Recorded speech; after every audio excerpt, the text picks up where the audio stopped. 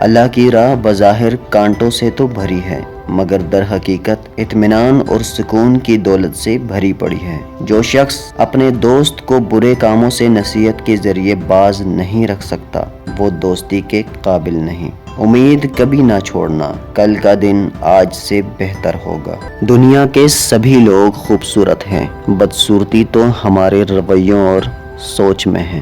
جو عبادت اخلاق اور کردار پر اثر انداز نہ ہو سکے، اس عبادت سے سوائے مشقت کے کچھ حاصل نہیں ہوتا۔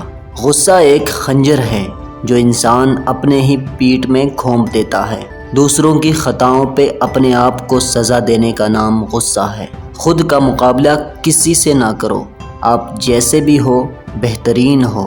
طاقت کی ضرورت تب ہوتی ہے جب کچھ برا کرنا ہو، ورنہ دنیا میں سب کچھ پانے کے لیے آپ کا حسن عمل اور حسن اخلاق ہی کافی ہے۔ دل اس سے نہیں لگانا جسے اپنے حسن پر غرور ہو، دل اس سے لگانا جسے محبت سمجھنے کا شعور ہو۔ خدا کی راہ میں کوشش کرو اور کبھی پیچھے نہ ہٹو، کیونکہ خدا نے تم سے کوشش مانگی ہے، نتیجہ نہیں۔ غصہ ہمیشہ بے وقوفی سے شروع اور شرمندگی پر ختم ہوتا ہے۔